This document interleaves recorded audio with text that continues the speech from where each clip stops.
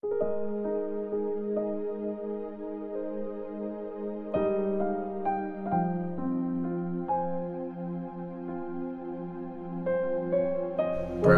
chapter 8. Ako si karunungan. Di nyo ba naririnig? May sinasabi ang karunungan. Nilalakasan ng kaalaman ang boses niya. Nandun siya sa mataas na lugar, sa tabi ng kalsada, sa mga daanan, nakatayo siya. Sa tabi ng gate, sa harap ng bayan. Sa daanan, papasok, nandun siya, malakas na nagtatawag. Nananawagan ako sa inyong lahat, kayong mga nasa mundo, makinig kayo. Kayong mga walang alam, matuto kayong mag-decide ng tama. Kayong mga bobo, matuto kayong mag-isip. Makinig kayo, mahalaga ang sasabihin ko. Sasabihin ko kung ano ang tama. Totoo ang mga sasabihin ko. Ayaw na ayaw ko ang nagsisinungaling. Lahat ng sinasabi ko, tama. Wala akong iniiba o binabaluktot. Lahat ng ito, malinaw sa mga nakakaintindi. Tama ang mga ito para sa mga may alam.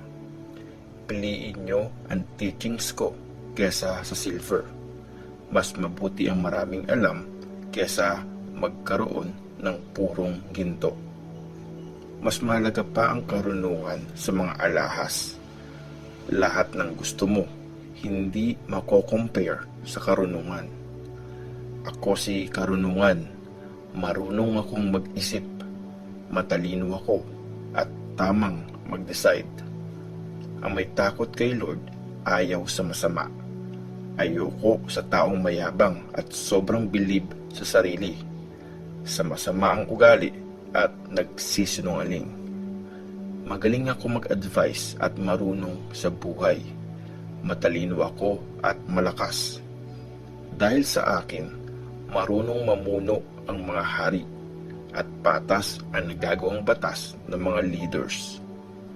Sa tulong ko, nakakapag-lead ang mga nasa pwesto at yung mga nasa kapangyarihan, maayos na namumuno.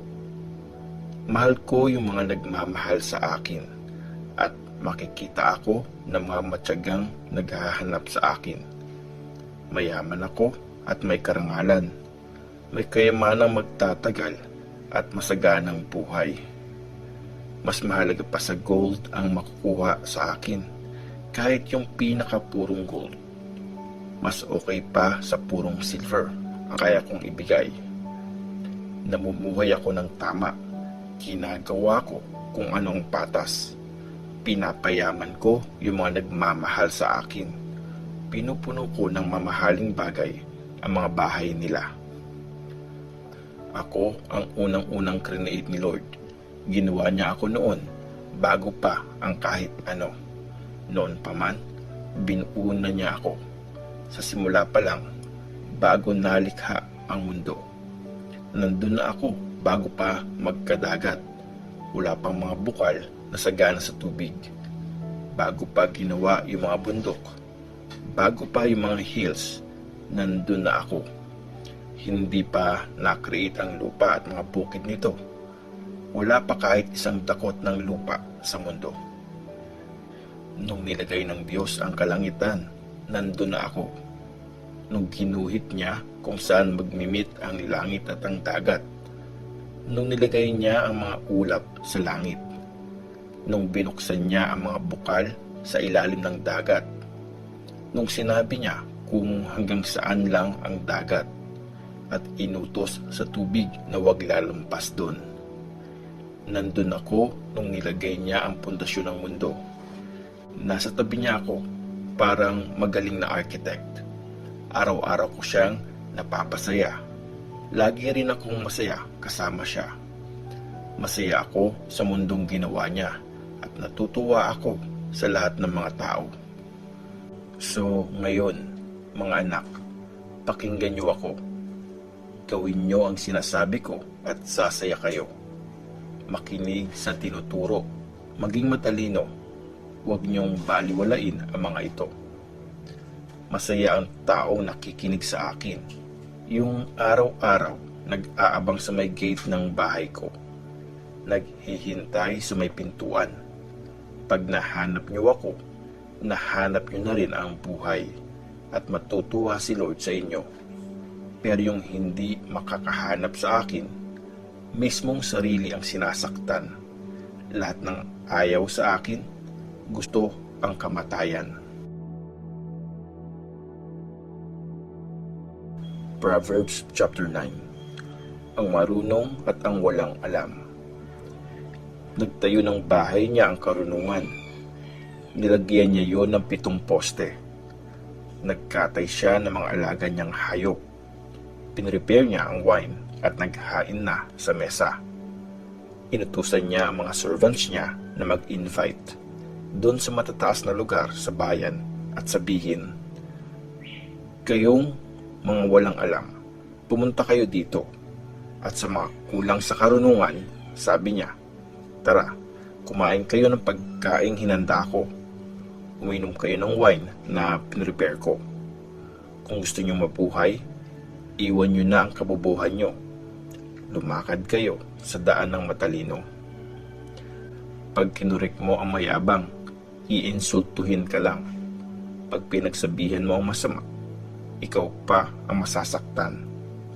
Huwag mong sawayin ang mayabang. Magagalit lang siya sa iyo. I-correct mo ang matalino. Mamahalin ka pa niya. Turuan mo ang marunong at lalo pa siyang tatalino. Turuan mo ang matuwid at lalo siyang matututo. Pag may takot ka kay Lord, simula yan ng pagiging marunong. Pag kilala mo ang banal na Diyos, magiging matalino ka. Hahaba ang buhay mo dahil sa karunungan. Mabubuhay ka ng mas marami pang taon. Ikaw ang makikinabang pag marunong ka. Pero kung ayaw mong matuto, ikaw din ang magsasuffer. Ang babaeng walang alam ay maingay. Hindi siya nag-iisip at di nakakaintindi. Umuupo siya sa may pintuan ng bahay niya o kaya sa matataas na lugar sa bayan. Tinatawag niya yung mga dumadaan, yung mga may kanya-kanyang pupuntahan. Sabi niya, "Oy, mga walang alam, tara dito." Tapos sabi niya sa mga hindi nag-iisip, "Masarap ang ninakaw na tubig. Masarap ang tinapay na pasikretong kinain." Pero di nila alam na mga patay ang nasa bahay niya at lahat ng bisita niya nasa hukay na. Proverbs chapter 10. Mga kasabihan ni Solomon. Ito ang mga kasabihan ni Solomon. Ang anak na matalino, nagpapasaya sa tatay. Ang anak na bobo, sakit sa puso ng nanay. Walang mapapala sa perang galing sa pandaraya. Pero pag tama ang ginagawa, maliligtas ka. Di papayag si Lord na magutom ang matuwid. Pipigilan niya ang masama na makuha ang gusto nila. Ang tatamad-tamad, siguradong maghihirap. Pero sure na yayaman ang taong nagsisikap. Marunong mag-isip ang nag-aani pag panahon na ng harvest. Kahiya-hiya kung matutulog ka lang sa time na yon. Pinibless ang taong gumagawa ng tama. May nakatagong karahasan pag nagsalita ang masasama. Masayang maalala ang buhay ng taong mabuti, pero ang masasama, mabilis makalimutan. Ang taong marunong mag-isip, nakikinig sa magandang advice, pero yung nonsense ang sinasabi, pinapahamak lang ang sarili. Safe ang buhay ng taong tapat ang pamumuhay, pero mahuhuli ang nagsisinungaling. Nagsisimula ng gulo ang taong nanloloko, pero yung nonsense ang sinasabi, pinapahamak lang ang sarili. Ang sinasabi ng mabuti, nagbibigay buhay. Ang salita ng masasama, may tinatagong karahasan. Puro gulo ang nagagawa ng matinding galit, pero Dahil sa pag-ibig, napapatawad lahat ng mali. May matututunan sa sinasabi ng matalino, pero dapat lang ang pamalo sa mahina ang ulo. Ang taong marunong, laging gustong matuto. Pero pag nagsalita ang sira ulo, malapit na ang gulo. Panatag ang mayaman kasi marami siyang pera. Napapahamak ang mahirap kasi nga mahirap siya. Gaganda ang buhay ng taong mabuti, pero yung nakukuha ng masama, napupunta lang sa kasalanan. Ang nakikinig sa payo, gaganda ang buhay, pero ang ayaw magpakorek, naliligaw ng landas. Sinungaling ang taong kunwari hindi galit. Ang nagkakalat ng tsismis, hindi nag-iisip. Pag maraming sinasabi, mas posibleng magkamali. Kung marunong kang mag-isip, kontrolin mo ang iyong labi. Kagaya ng purong silver ang sinasabi ng mabuti, pero walang halaga ang iniisip ng masama. Maraming nakikinabang sa sinasabi ng taong mabuti, pero namamatay ang mga bobo kasi kulang sila sa common sense. Yumayaman ang tao dahil sa blessing ni Lord. Hindi niya yun sinasamahan ng lungkot. Nag-e-enjoy ang bobo sa paggawa ng masama, pero ang matalino sa karunungan natutuwa.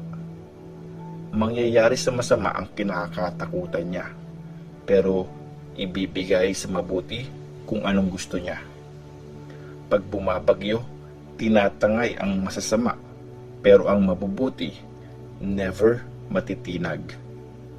Maiirita ka pag tamad ang inutusan mo, para siyang suka sa ngipin, nakakangilo, o parang usok, masakit sa mata. Ang sumusunod kay Lord, hahaba ang buhay, pero ang masasama, maagang mamamatay. Sumasaya ang mabubuti dahil sa pag-asa nila, pero ang masasama, aasa lang sa wala.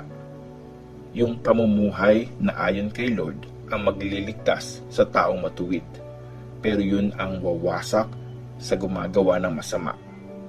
Hindi palalayasin ang mga mabuti, pero ang masasama di tatagal sa ibabaw ng lupa. Nagbibigay ng karunungan ang sinasabi ng matuwid, pero puputulin ang dila ng mga sinungaling. Alam ng mabuti kung anong dapat sabihin, pero ang masama, hindi totoo ang sinasabi.